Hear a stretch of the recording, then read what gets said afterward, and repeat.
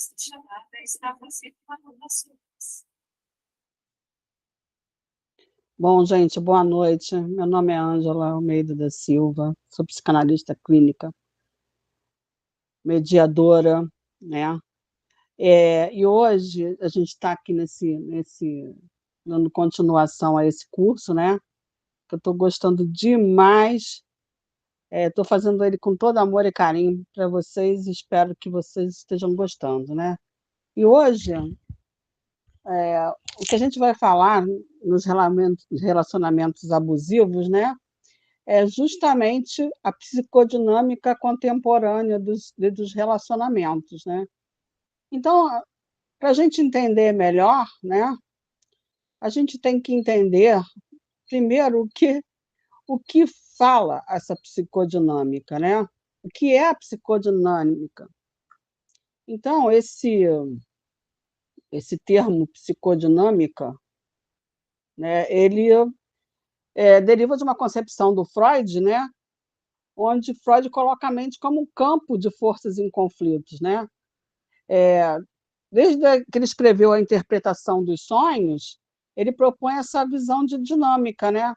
Em que o aparelho psíquico ele não se constitui numa unidade ou numa harmonia, mas num campo de tensões, é um campo de batalha, né? Entre desejos inconscientes, defesas e imposições da realidade.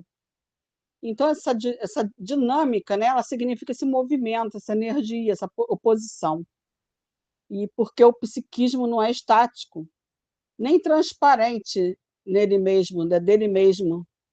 E o resultado disso tudo é essa economia de esforço, né, que é constantemente negociada entre o princípio do prazer, o princípio da realidade e as formações defensivas, né? Então, vamos a ela, né? A tal da psicodinâmica. Então, a gente vai falar dessa questão no cenário contemporâneo do laço amoroso. Então, o que acontece? Que a gente vive numa época muito paradoxal, né? Nunca se falou tanto em liberdade afetiva, né? O amor livre, desde a década de 60 que se fala em amor livre, em autonomia, né? Empoderamento, isso foi uma revolução, né, cultural da década de 68. E aí, mesmo assim, e ainda assim, né? Os laços abusivos eles proliferam. Boa noite, Manuel, seja bem-vindo.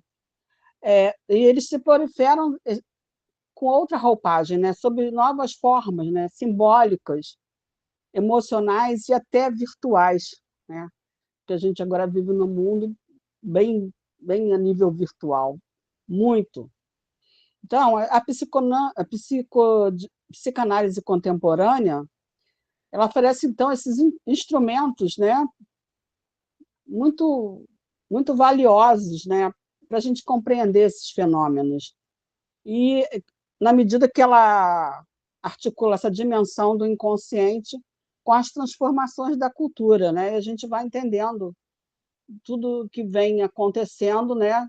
É um processo que vem há muito tempo ao longo da história e a gente vai tentar compreender o que está ocorrendo e por que nos dias de hoje, né? Então, Freud descreveu esses impasses, né?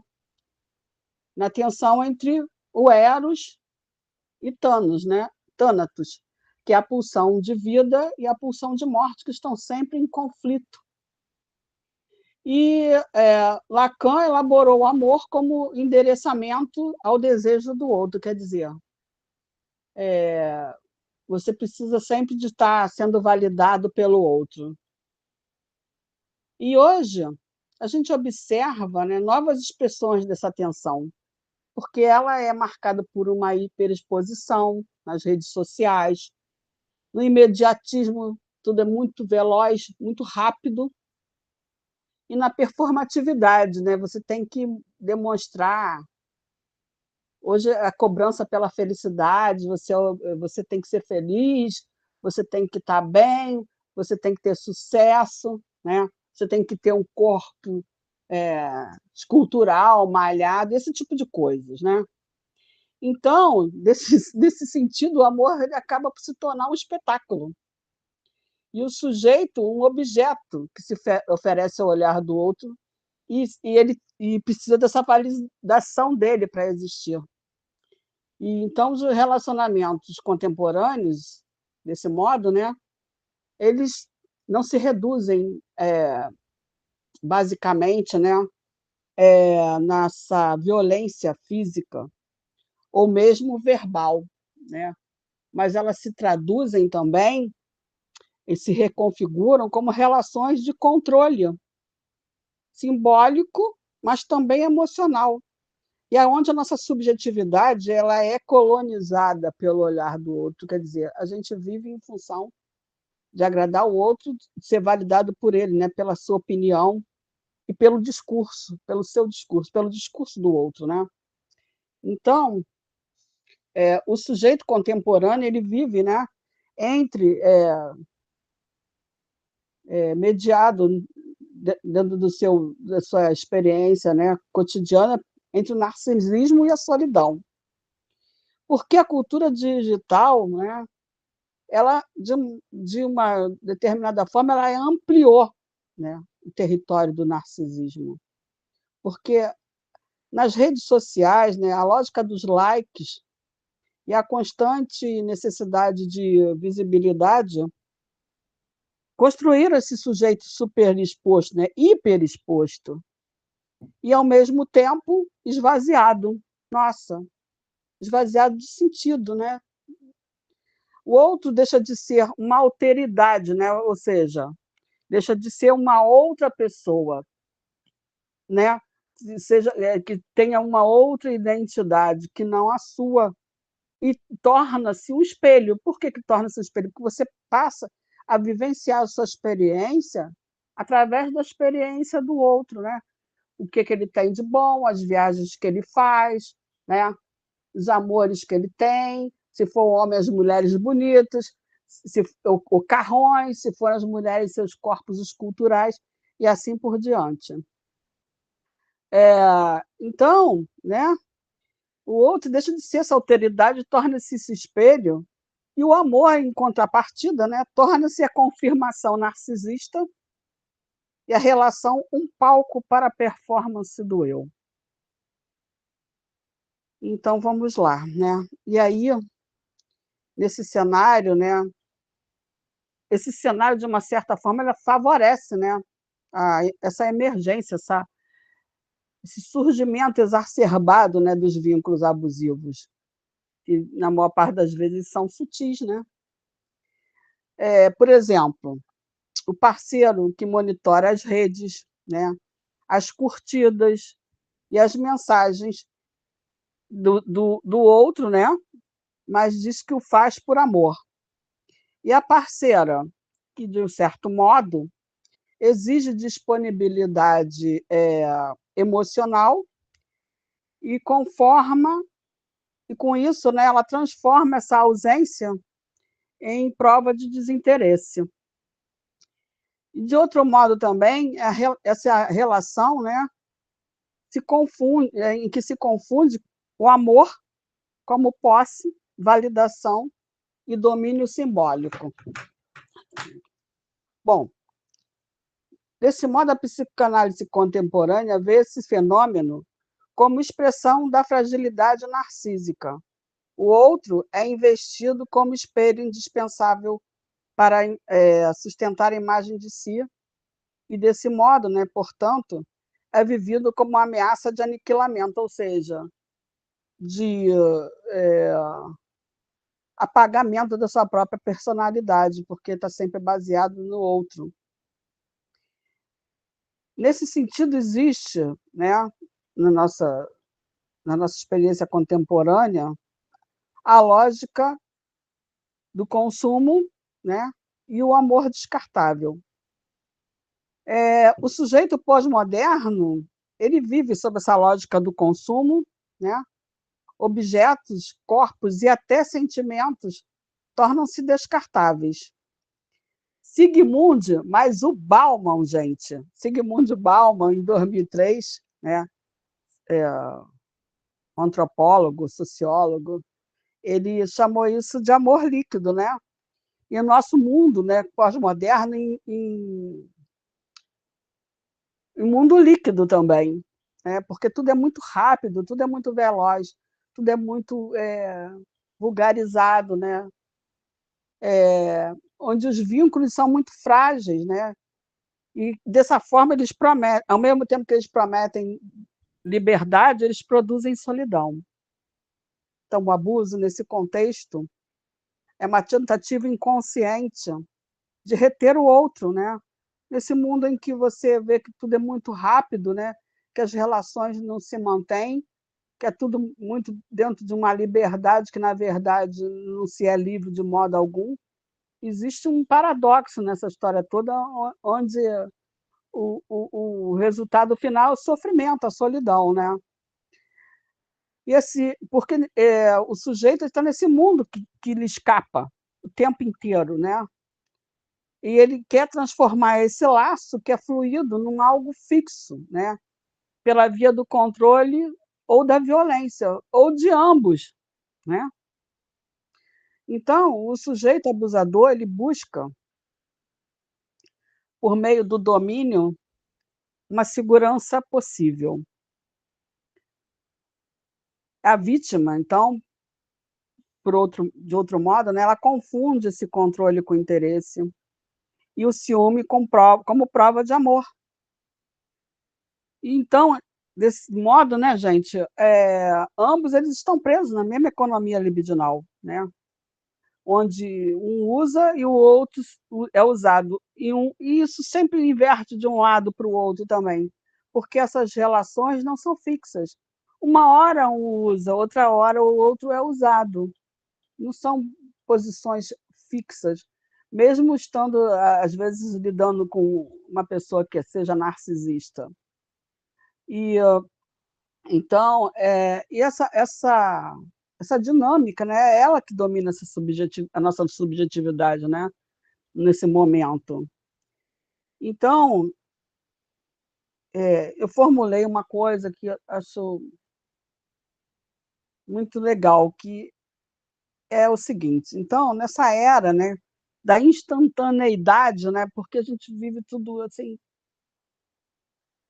os cinco segundos de fama, né, como dizia o Andy Warhol, o amor é essa vivência, né, que vive essa urgência, essa instantaneidade, né?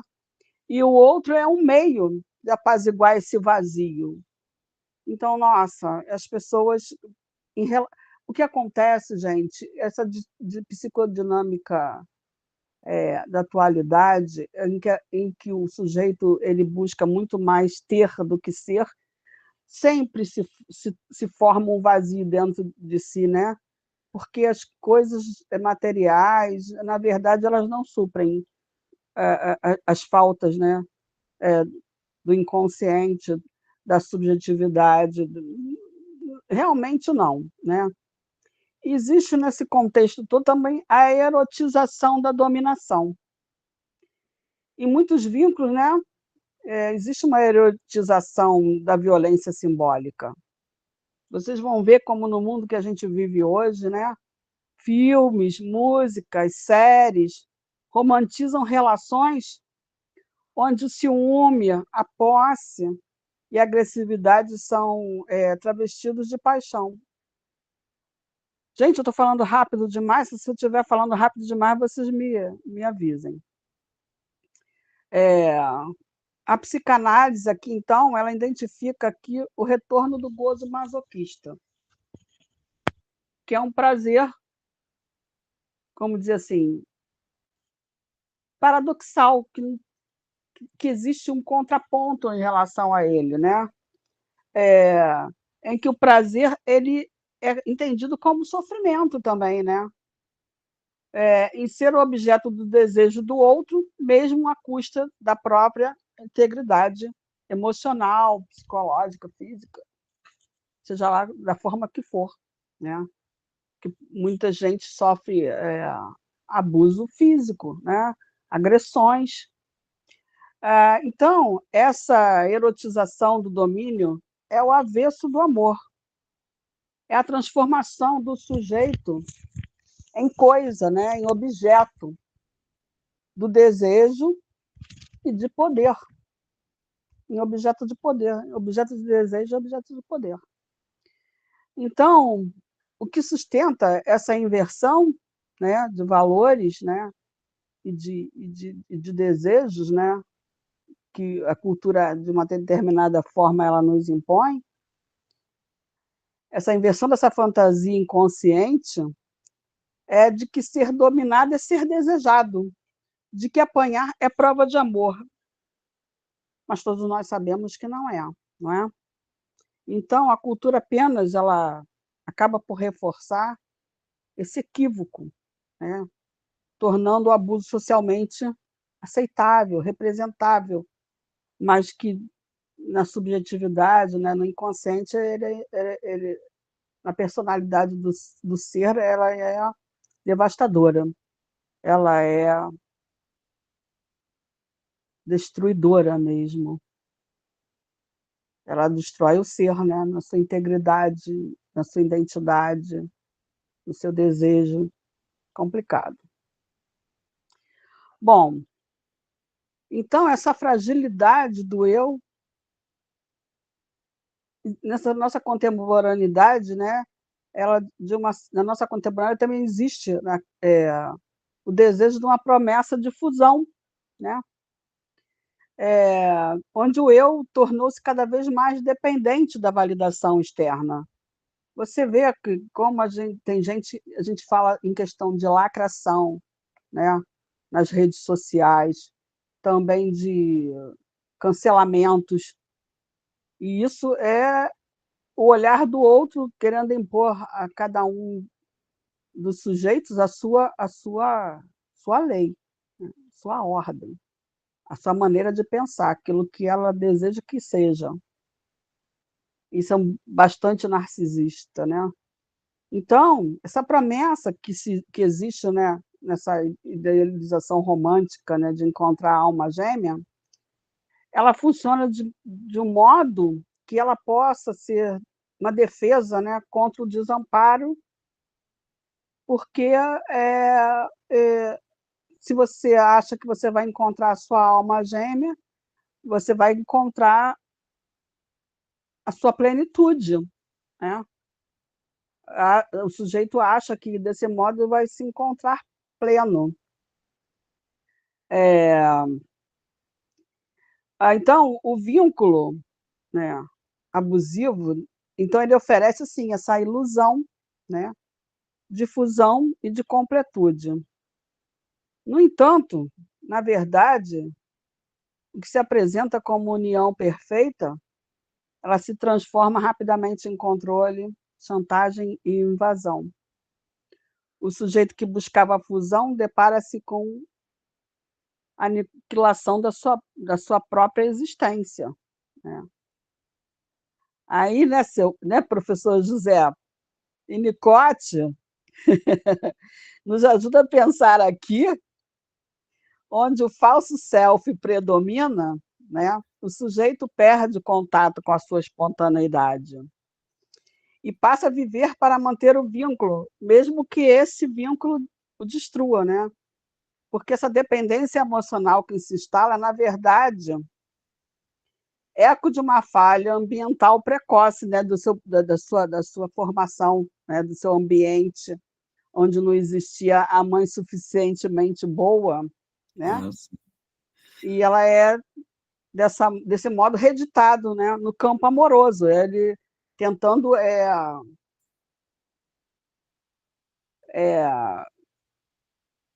superar esse trauma, né? Essa falta, essa incompletude. Na nossa sociedade capitalista, né, existe um discurso, né? Existe um discurso e também uma desumanização dos laços afetivos, né? Então, Lacan, no seu discurso do capitalista, ele descreve, né, a forma como o laço social onde o sujeito, né, ele é consumido por o seu objeto de gozo, sem nenhuma mediação simbólica. O amor, nesse contexto, torna-se mais uma mercadoria e o parceiro um bem de consumo, e a frustração dessa forma intolerável, né? Que é a busca do prazer absoluto, assim, onde não há espaço para frustrações, porque todo mundo é obrigado a ser feliz, todo mundo tem que ser feliz, gente. Quando seu parente morrer, você tem que ser obrigado a ser feliz. Não, o luto, não, o luto tem que passar, né? Ninguém pode sofrer, ninguém pode se sentir triste. Muita gente também entra em depressão em razão disso, porque por que que você não pode estar triste, um dia triste? Faz parte do sentimento, da essência humana, um dia está alegre, outro dia está triste. Mas a cobrança social, cultural, atual, ela não deixa, considera o sujeito de sofrimento como um sujeito fraco, que na verdade não é, né? É uma coisa natural em que qualquer ser humano passa, né? Então, esse discurso capitalista, ele produz esse sujeito que não suporta a falta de modo nenhum. Aí o abuso nasce justamente da recusa dessa falta, né? Controlar, dominar, perseguir e humilhar são modos de negar a ausência do outro, de tentar preencher esse vazio, né, estrutural do desejo. Esse abusador, gente, ele não suporta o real da falta. E a vítima, por sua vez, ela acredita que o amor pode eliminá-la, né? Ao mesmo tempo que o abusador não aceita essa falta, né? E o abusado, ele acha que acredita que esse amor pode eliminar essa falta. Então, ambos participam, né, da mesma lógica, dessa negação do limite, que é uma das marcas mais profundas da cultura contemporânea. Então, a clínica contemporânea, ela fundou novas formas de sofrimento, né? O analista de hoje, ele encontra pacientes que chegam não apenas com sintomas neuróticos clássicos, mas com sofrimentos relacionais difusos, como, por exemplo, sensação de invisibilidade, né? Culpa por não ser suficiente. Nossa, a cobrança atual, né, de performática, a cultura cobra uma performance do indivíduo que o indivíduo acaba por se sentir sempre insuficiente. E também sente vergonha de ter sido enganado. E também um medo, né, de ser esquecido. A maior parte das pessoas ela sofrem muito hoje em dia com essa questão de se sentirem só. Quantas vezes a gente escuta muitos falarem: eu me sinto só no meio de uma multidão. É muito complexo, né? E esses afetos, então, eles revelam muito, né, a cultura, né, da performance e nos dias de hoje sobre a subjetividade amorosa. Então, esse abuso emocional contemporâneo raramente é explícito. Ele é muito sutil, ele se infiltra nas sutilezas da manipulação, na chantagem afetiva e no gaslight emocional.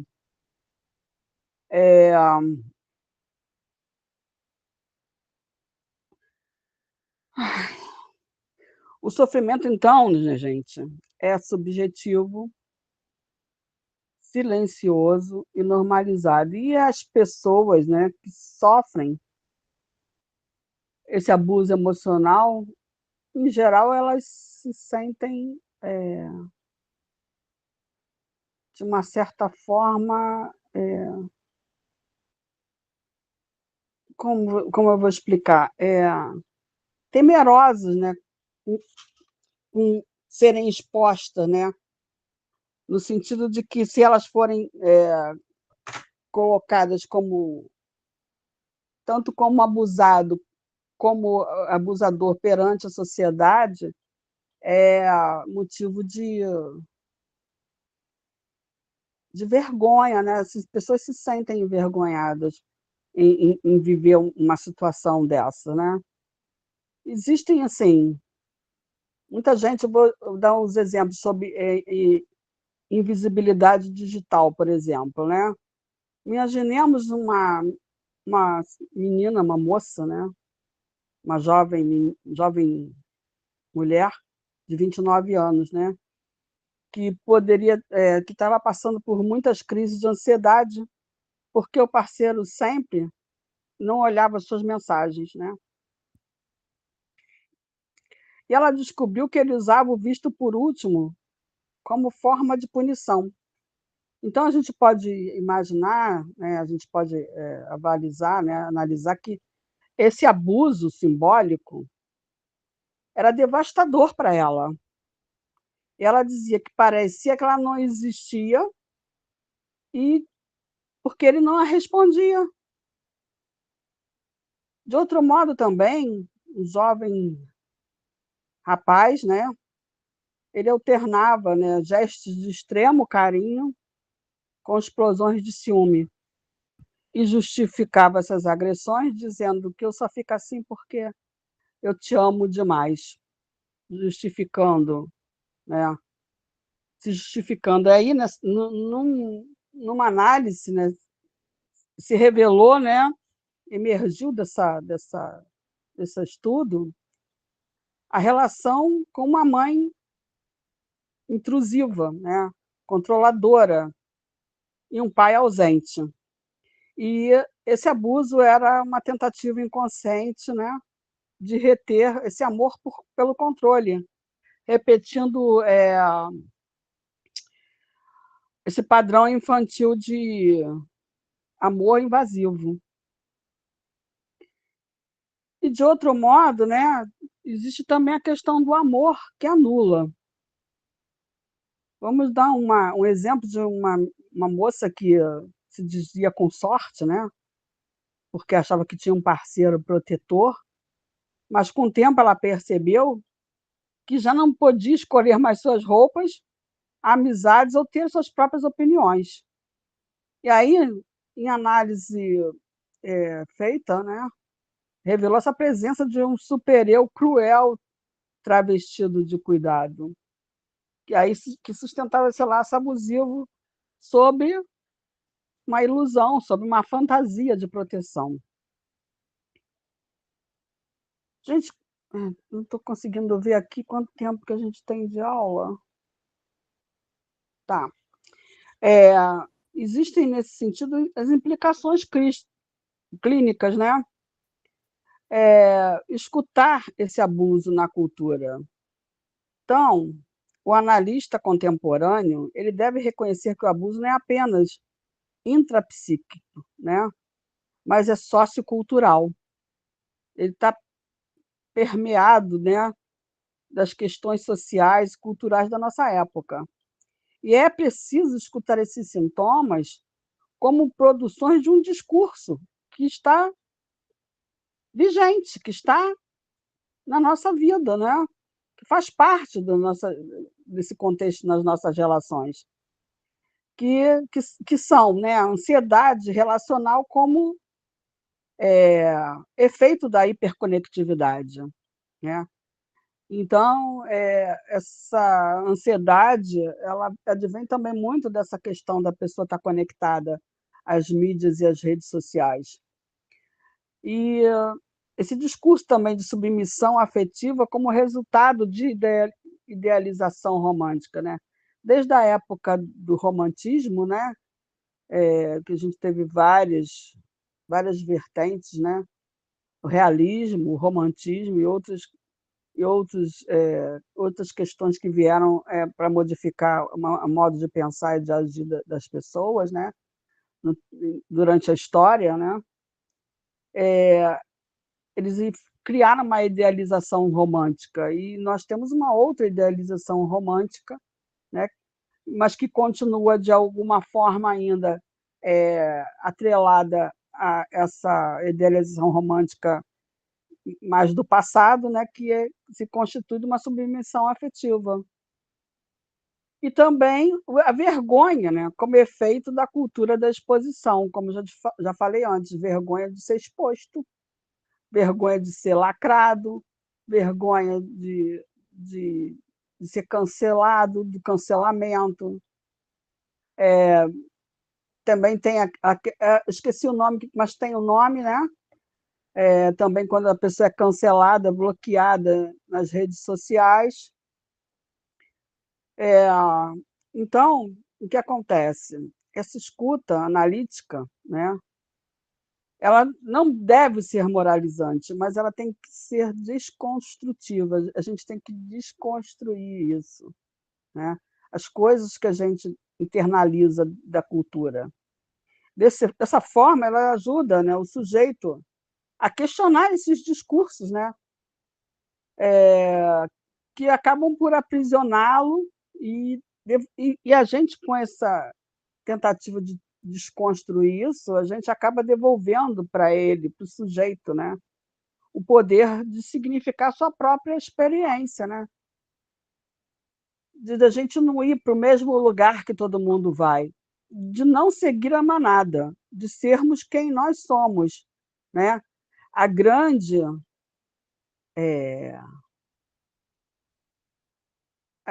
a grande agora a palavra vem, mas a questão da esfinge, né? Que a esfinge fala, né? Qual é a incógnita da esfinge, né? Homem, conhece-te a ti mesmo. A partir do momento que a gente sabe o que a gente quer, para onde a gente vai, da onde a gente veio, a gente pode transitar melhor por esse mundo. E a análise é uma coisa que pode ajudar muito o ser humano, né? Então, gente, na psicodinâmica contemporânea desses relacionamentos abusivos, existe um grande paradoxo, né? A cultura do consumo e o narcisismo exacerbado, né? Ele exacerba nessa ilusão de completude, enquanto que a psicanálise insiste que lembrar que amar é suportar a falta, porque o homem é um ser desejante em busca de reconhecimento e a falta é sempre constitutiva disso, né? O homem sofre dessa incompletude essencial, então ele tem que amar é suportar essa falta, é compreendê-la, né? De algum modo.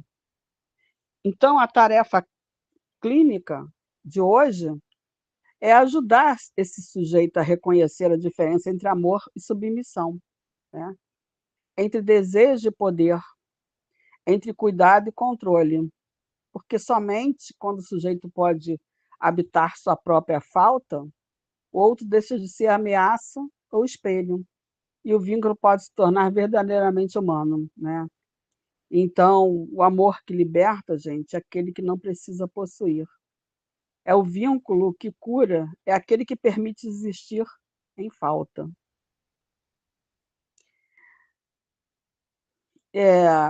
Eu queria que vocês, de algum modo, se quisessem participar, eu ainda tenho muita coisa para falar, mas até posso continuar essa questão da psicodinâmica em outra aula, porque eu acho que não sei se vai dar tempo ainda de falar, porque ainda é muita coisa. A questão dessa psicodinâmica, ela também aborda, né, a questão mais profundamente da cultura, das redes sociais e da vulnerabilidade subjetivas, né, em relacionamentos abusivos. Então, é um tema ainda bem amplo para ser abordado, para ser exposto, né? Eu não sei se vocês gostaram, eu adorei. Ângela, boa noite, Pois Ângela. não, boa noite. Tudo bem? Excelente. Excelente. E é interessante que você estava discorrendo o assunto e eu estava pensando aqui, né? Quando você usou a palavra lacrado, né? A gente usa hoje, né? Fulano foi lacrado, foi cancelado. Cancelado. E lacração é quando a pessoa quer impor a sua opinião, né? Aí fica com Então, aquele mas discurso de lacração. isso, mas veja bem, lacrado, você lacra placa de carro, você lacra coisa, não é verdade? Não é verdade? É, mas Então, lacração querer dizer assim, eu quero te calar, você não tem razão, a minha opinião é a que importa. É um eu sei, narcisismo puríssimo. isso, eu sei, mas da onde saiu lacrar, né? Quando surgiu isso, não é De verdade? lacrar, lacrar eu penso que é de fechar, né? De conter, né? Fechar uma carta, um envelope, passar cola, cala a boca, né? Cala a boca, lacrar. É, Então é isso aí, muito legal. E agora, outra coisa, tem um filósofo francês, você conhece, você é da história, sim. O Gilles de Beauvais. Ah, não conheço, não. Eu conheço o Gilles de Leuze. A Deleuze, sim, mas Deleuze. O Gilles de Beauvais, ele tem um livro chamado Luxo Eterno, que ele fala, não só esse livro, tem vários livros, várias obras, né? E que ele fala dessa coisa, né? De você transformar o outro numa coisa, num produto a ser vendável, ser comprado. Muito bem. Então, e, e tem o outro também, o outro autor, Martin Buber. Martin Buber escreveu Eu e Tu, o livro dele, Eu e Tu. E ele fala no livro do eu e o isso, eu e isso. Ou seja, o isso é coisa. Você está objetificando o outro, está coisificando o outro. Eu vou usar uma outra palavra também, que eu gosto muito, Ângela. Reificando. Res, rei, do latim é coisa. Res, rei é coisa, aí saiu realidade. Então, reificando e tornando coisa. Quando você torna o outro coisa, você desrespeita o ser humano, o outro. Sim. E é o que está acontecendo. Você se torna o outro, se torna um objeto para ser vendido na mídia. Aí é É igual. os corpos esculturais, as aparências, né? Que a essência é diferente da aparência, essência. Sim. Então, tudo isso que você fala é o momento que nós estamos vivendo mesmo. As crianças estão assim já estão objetificando as coisas. As crianças já valorizam mais o celular do que um bate-papo, do que um carinho do pai. Um negócio interessante, sabe? Eu já presenciei isso aí.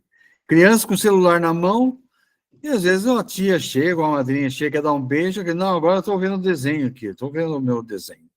Professor José, o Oi, senhor já ouviu falar em Yuval Noah Harari?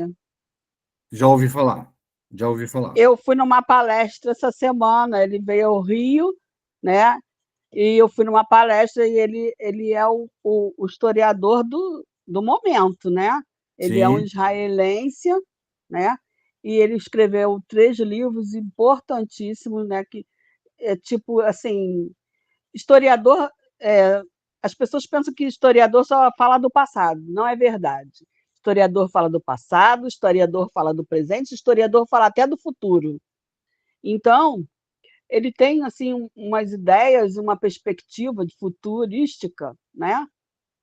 Em que ele faz umas análises do presente e cria perspectivas para o futuro. E ele entende muito sobre inteligência artificial e midiática, né? É, esse ambiente midiático. Então, foi uma palestra com ele, mas o interlocutor dele, né, o mediador dessa palestra, era o Luciano Huck. E o Luciano Huck falou assim para ele, no final da palestra: eu gostaria que você me dissesse, porque a minha esposa está aqui, a gente não viu a Angélica, não sei onde ela estava, viu, está lá na plateia, lá na frente, e aí eu queria, e ela não ia perdoar se eu não perguntasse uma coisa para você. Por que você a questão da sua relação com a meditação? No que ele respondeu: eu medito para poder manter a minha humanidade, porque a, a inteligência artificial e essa relação da humanidade com a internet, com as mídias sociais e tudo mais, ela, de uma certa forma, quis dizer que elas nos desumanizam. né? E ele, para manter essa humanidade, né? Para se manter dentro de um parâmetro menos lógico e mais emocional, mais transcendental, ele quis dizer sobre ele, assim, no meu entendimento é o que ele quis dizer, né? Manter uma questão mais transcendental, mais empática, mais humana mesmo, né? De entender o ser humano na sua completude, holisticamente, né? Ele achava que era importante essa meditação. Que ele que, pode falar, não estou ouvindo não, professor, não estou ouvindo. Abre o som. Verdade, eu desliguei aqui o microfone, tá? Então, você está falando que eu ouvi tudo o que você disse, essa questão da meditação, né? E eu acho, assim, na minha modesta visão, quando você medita, você com você mesmo, você olha, você transcende, e você não tem como, não tem como você não trazer para o seu íntimo, para o seu ego, lá para dentro, coisas espirituais. Porque nós somos Sim, mente, corpo e espírito, não adianta, nós somos mente, corpo e sim, espírito. Agora, eu. Como, como o homem está se coisificando, se reificando, né? Está tornando coisa, objeto, ele está perdendo essa coisa, essa riqueza que ele tem do ser humano, que é assim, né? A despeito do ser humano ter sido maldoso ou não, é uma questão muito peculiar, muito singular, depende de cada um, depende da formação da sua cultura, da sua história. A Ângela tem uma história de vida, o Siqueira tem uma história de vida. Então, todos nós trazemos um background aí, todos nós trazemos uma história de vida que nos formou. A Ângela é o que é hoje porque ela foi solidificada, ela foi formada, ela leu, ela pesquisou, ela trouxe consistência. Quando você fala conosco numa palestra dessa, numa aula dessa, você provoca em nós ímpetos de pensar sobre isso. Olha a palavra que você usou, meditação. Puxa vida, isso é maravilhoso.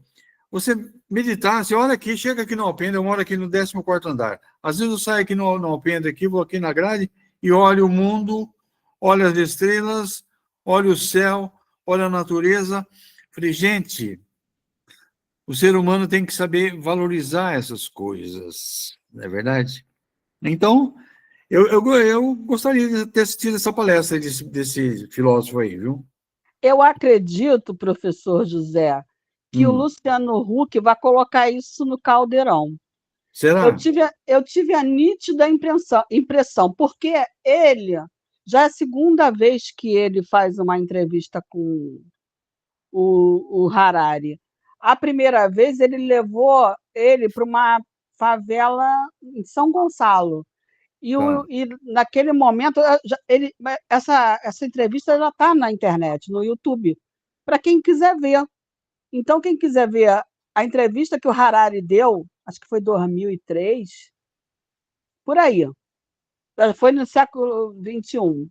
Tá. É, ele fez essa entrevista com o Harari, e o Harari já estava dando várias perspectivas futurísticas, né? Baseadas no presente, né? No passado, e para visualizar um pouco do futuro. Mas quem quiser ler o Harari, que ele super pode ler os livros que ele escreveu. Tem também disponíveis aqui na internet. Ele Uhum. escreveu Sapiens, ele escreveu Homo Deus e escreveu 21 lições para o século XXI. Todos maravilhosos. Olha só, olha só. Então, puxa vida, no mundo que a gente está vivendo, com tudo isso que você trouxe aí para nós, né? Que você vem trazendo isso já várias datas, o momento que nós estamos vivendo é um momento muito, muito crítico, sabe? A gente, ser humano, está se perdendo nessas questões, sabe? É muita visualização, é muita imagem, é muita... Então, você vê, claro, depende de cada um, da visão de cada um, se envolver com isso ou não. Mas se você se deixar levar pelo discurso, né? O discurso, ele traz no bojo aí uma influência negativíssima. Se você, a nossa juventude, você sabe disso, você é professora, a nossa juventude está perdida, porque tem muita informação. Tem muita Mas informação. informação e conhecimento são duas coisas muito diferentes. Distintas. Conhecimento, quer dizer, informação e formação. Formação é uma coisa, informação é outra. E a informação geralmente é muito fragmentada. Não tem a didática precisa para uma formação. E, às vezes, as informações são muito truncadas ou errôneas. Concordo. Então, hoje eu estava dando uma pesquisada na palavra coragem, né? Coragem. A raiz dela é cor. Cor em latim é coração. Então, você agir com o coração, né? Ter coragem para fazer as coisas. Então, nesse aspecto, Ângela, eu vejo que a psicanálise tem um caminho longo nesse aspecto, sabe? Até na questão de humanização mesmo, fazer uma psicanálise humanizada. Hello, você saiu de imagem? Está me ouvindo? Oi, tô. É que você saiu aí, Mas, então é isso aí. Eu acho que a psicanálise, esse campo nosso aí, tem uma vastidão de coisas para serem exploradas, e você trouxe muito bem, Ângela. Parabéns pela aula, viu? Obrigada, professor. Eu só vou aqui me despedindo aqui. Chegamos a 2 minutos já da... Para desligar, né? E aí, 2 minutos já para dar o tempo do meeting. Então, agradeço a todos a presença de vocês. Quem quiser continuar, quem quiser expor mais alguma coisa, a gente continua depois. Eu sou muito grata à participação de todos, do professor José. Muito legal. É isso aí, Ângela. Uma boa noite para você, tá? Muito obrigado mais uma vez. Só daqui a 15 dias você vai fazer de novo, né? Exatamente. Tá ótimo. Muito